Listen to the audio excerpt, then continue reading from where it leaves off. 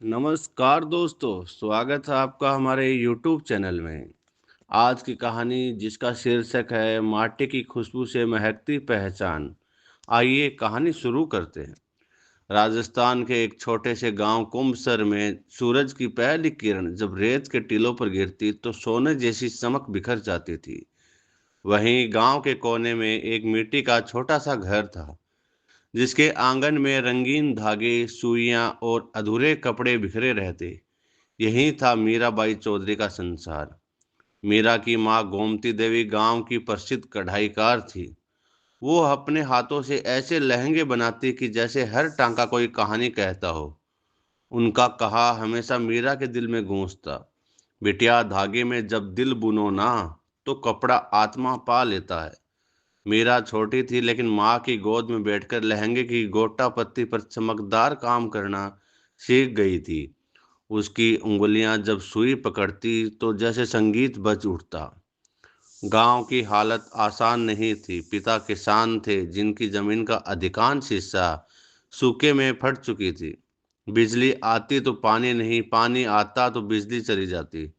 लेकिन इन सब के बीच मीरा का सपना अडिग था। वो चाहती थी कि राजस्थानी लहंगा चुनरी को दुनिया जाने, पहचाने, सराहे। स्कूल खत्म करने के बाद जब सब लड़कियां शादी की तैयारी में जुटी थी, मीरा ने माँ से कहा, माँ मैं जयपुर जाना चाहती हूँ, वहाँ कपड़े का बड़ा होट लगा है। मैं अपने बनाए लहंगे वहाँ बेचना चाहती हूँ। गांव में तूफान मच गया। लोगों ने ताने मारे, लड़की होकर शहर जाएगी, बाजार में कपड़े बेचेगी, चौधरी परिवार का नाम मिट्टी में मिलाएगी। लेकिन मीरा के कदम नहीं डगमगाए। माँ ने उसकी आंखों में चमक देखी और बस इतना कहा, जा मीरा, तू हमारी लाज नहीं हमारी पहचान बनेगी। मीरा ने पुराने ट्रक में 5 लहंगे रखे, सभी हाथों से बने। हर एक में महीनों की मेहनत थी। गोटा पत्ती, मिरर वर्क और कढ़ाई, सब उसकी माँ और दादी की सीखी हुई कला से प्रेरित।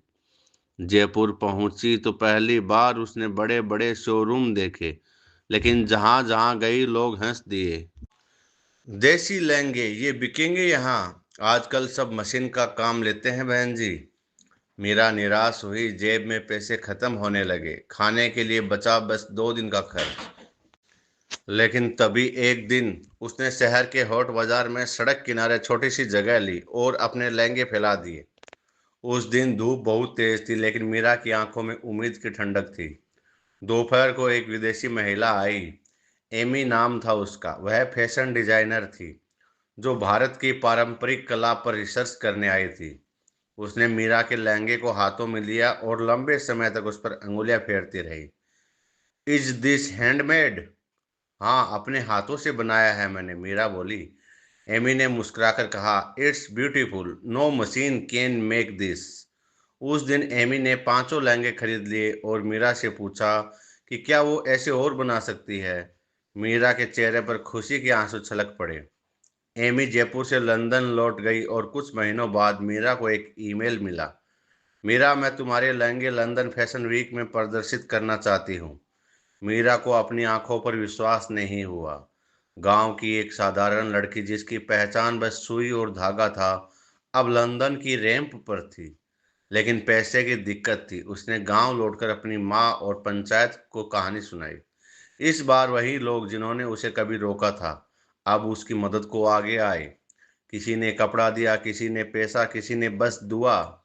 साल 2019 का फैशन वीक था। मंच पर रोशनी पड़ी तो मॉडल्स ने जब मीरा चौधरी कलेक्शन के लहंगे पहने तो सबकी निगाहें थम गई। हर लहंगा राजस्थान की मिट्टी की खुशबू से महक रहा था।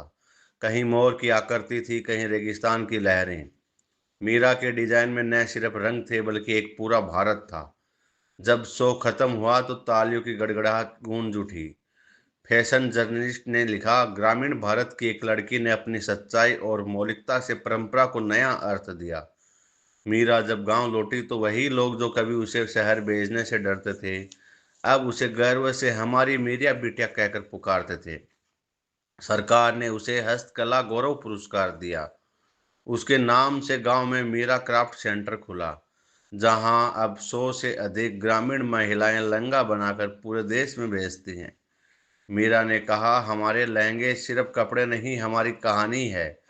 हर कढ़ाई में माँ का आशीर्वाद, हर धागे में मिट्टी की महक बसती है। आज मीरा चौधरी का नाम अंतर्राष्ट्रीय फैशन जगत में जाना जाता है। उसके लहंगे न्यूयॉर्क फैशन शो और पेरिस डिजाइन एक्सपो में प्रदर्शित होते हैं। लेकिन उसने अपनी जड़ें नहीं भूली। हर बार नया कलेक्शन बनाते हुए वह कहती है, सबसे पहले मैं अपनी मिट्टी का सम्मान करती हूँ।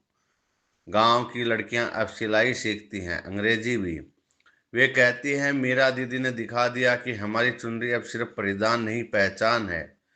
एक शाम मीरा आंगन में बैठी थी। उसकी माँ गोमती देवी पास बैठकर पुराने कपड़ों को छू रही थी। मीरा ने मुस्कुराकर कहा, माँ देखा ना, हमारा लहंगा अब लंदन तक पहुंच गया है। गोमती की आंखों में आंसू थे, पर होठों पर गर्व है। हाँ बिटिया, अब लोग कहेंगे जहां चुनरी लहराए वहां भारत मुस्कुराए। दोस्तों, इस कहानी से शिक्षा मिलती है, सिर्फ मीरा की नहीं, उस हर महिला की है जो अपनी परंपराओं को बोझ नहीं, गर्व समझती है। जिसने सुई धागे से न सिर्फ कपड़ा बल्कि अपनी पहचान बुनी। दोस्तों, हमें अपनी परंपराओं से बंध कर रहना चाहिए ताकि हम अपना और अपने देश का विकास कर सकें। आपको यह कहानी कैसी लगी, कमेंट बॉक्स में हमें ज़रूर बताएं। साथ ही आप हमारे यूट्यूब चैनल पर नए हैं तो चैनल को सब्सक्राइब करें, लाइक करें, शेयर करें। धन्यवाद।